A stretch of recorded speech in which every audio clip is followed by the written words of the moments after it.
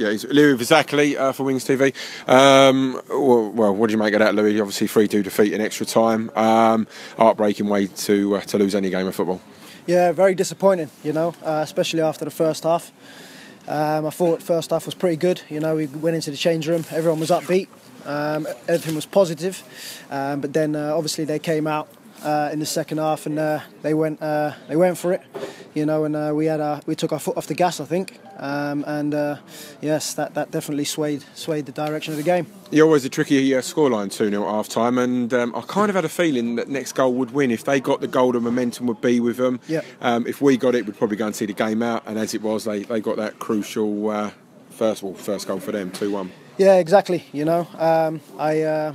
I thought the first one was definitely offside. The first one was touch and go, the first ball, I should say, and then the ball across the box looked pretty far offside to me. I don't know what the replays will show, but you've still got to manage to deal with the first ball, and you've got to try and deal with the second ball. We didn't manage to do that.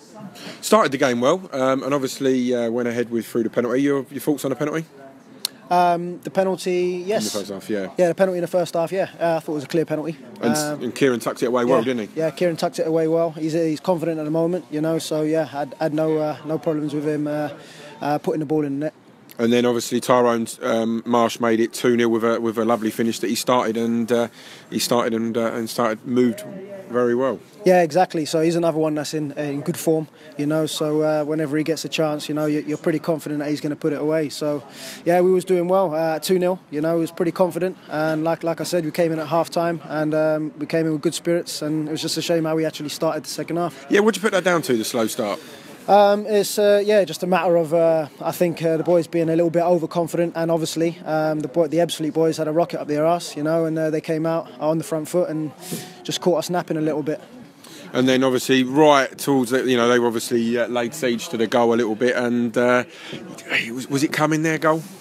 Well, to be honest, they obviously had the man sent off, and we had a very good chance before that, and I thought I was confident that we could potentially go and win the game, and it was a good bit of skill from Darren McMahon out on the right, but we've got to stop the crosses. It's key to stop crosses. He ended up getting it in there and ended up scoring. So it was the cross was disappointed with, and also the marking in the box as well was very disappointed with. So it was a very disappointing goal, and it was very disappointing end to the game.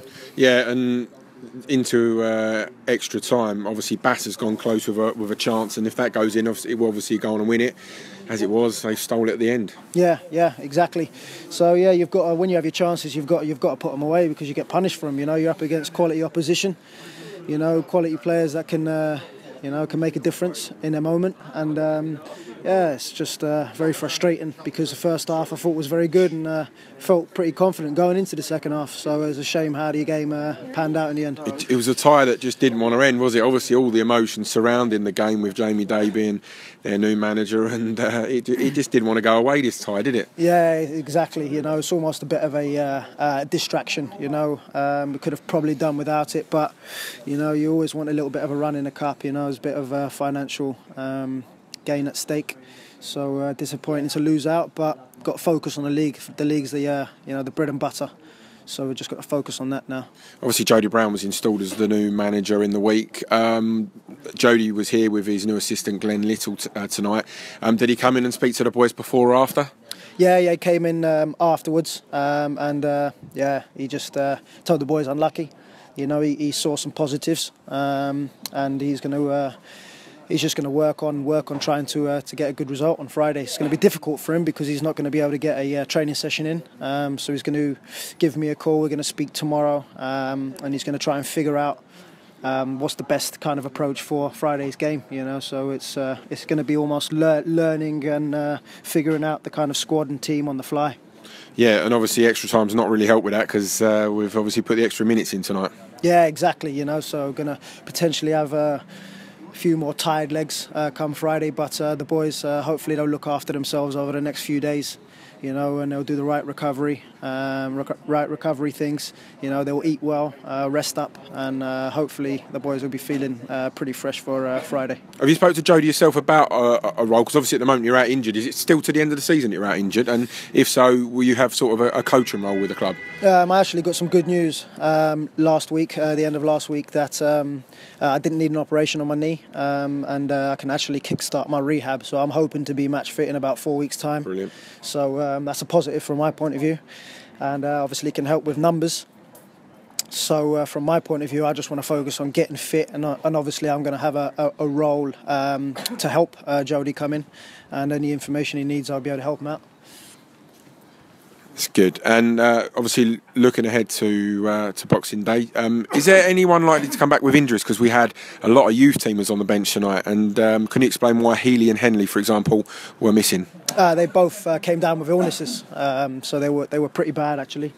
So we've had to rest them, and hopefully they'll be fit and they'll be healthy for Friday's game. We'll know over the next day or so, and we'll have Malik available as well, because it was a problem with his international clearance, and potentially I think we'll have Costas available as well to help us out if needed.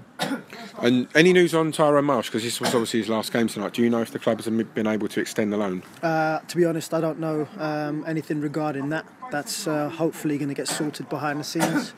We'll know a little bit more tomorrow, but as it stands at the moment, I'm not sure what the situation is. Okay, thanks for your time, Louis. Cheers. Thanks, mate. Thanks.